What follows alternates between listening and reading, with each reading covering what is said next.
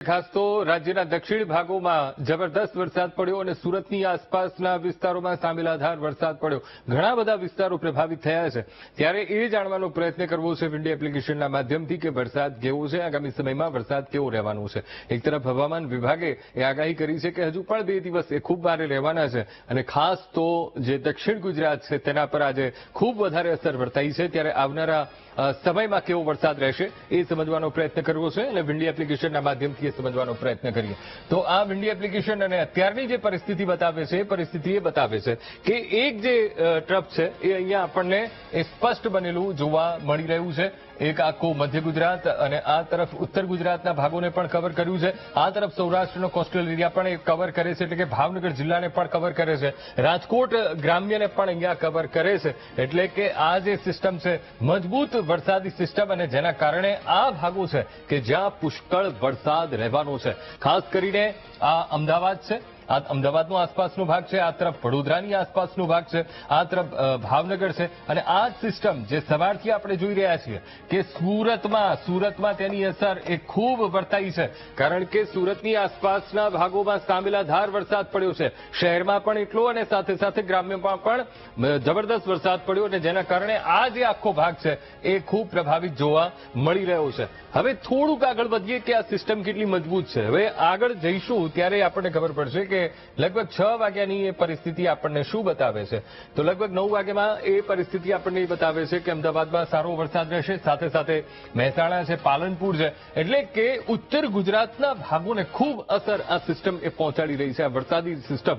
અને તેના કારણે ભારેથી અતિભારે વરસાદ આ ક્ષેત્રમાં રહેશે. તો આ તરફ મધ્ય અને સાથે સાથે દક્ષિણનો જે ભાગ છે એ પણ આપણને કવર થતો જોવા મળી રહ્યો છે અને જેના કારણે આ ક્ષેત્રોમાં પણ હજુ પણ વરસાદનું જોર રહેશે. તો કયા એ ભાગો છે? તો આ તરફ ઉત્તરનો ભાગ છે, ઉત્તરમાં પણ તેનું જોર રહેશે. ઉત્તર ગુજરાતમાં આ તરફ મધ્યમાં પણ તેનું જોર એ વધારે રહેશે અને આ તરફ દક્ષિણની વાત કરી લઈએ. દક્ષિણમાં અત્યારે જોર આપણને જોવા મળી રહ્યું છે. તો આ ક્ષેત્રોમાં જોર વરસાદનું ખૂબ રહેશે. એટલે આજના જે કલાકો છે ખૂબ મહત્વપૂર્ણ રહેવાના છે. થોડાક આગળ વધીએ તો રાતની પરિસ્થિતિ, રાત્રે ધીરે ધીરે વાતાવરણ આપણને અનુકૂળ બનતું જોવા મળશે. પણ આવતીકાલનો જે સમય છે, આવતીકાલે પણ વરસાદનું જોર રહેશે, પણ છૂટો છવાયો વરસાદ રહેશે. અહીંયા અમદાવાદ છે, વડોદરા છે, સુરત છે, વલસાડનું આસપાસનું ક્ષેત્ર છે, આ તરફ દ્વારકા, જૂનાગઢ, ભાવનગર અને સૌરાષ્ટ્રનો વચ્ચેનો ભાગ એટલે કે રાજકોટ ગ્રામ્ય કે જ્યાં છૂટો છવાયો વરસાદ રહેશે. પણ આખરે તો ચોમાસું એ બેસી ગયું છે ને. ચોમાસું એ જે સિસ્ટમ છે, વરસાદી સિસ્ટમ, એ ગમે ત્યારે એ જોર પકડે તો આવતીકાલમાં પરિસ્થિતિ આપણને બદલાતી પણ જોવા મળે. હવે આવતીકાલની પરિસ્થિતિ આપણને શું બતાવે છે એ પણ જોવાનો પ્રયત્ન કરીએ કે આવતીકાલે પરિસ્થિતિ શું રહેશે. તો એક તરફ એ મધ્યપ્રદેશથી આપણને આવતું જોવા મળી રહ્યું છે ને જેના કારણે એક અસર ઊભી થાય. એટલે કે આ તરફ ઉત્તરના જે ભાગો છે, ઉત્તરના ભાગોમાં તેની અસર રહેશે, આ તરફ અમદાવાદના ભાગોમાં તેની અસર રહેશે.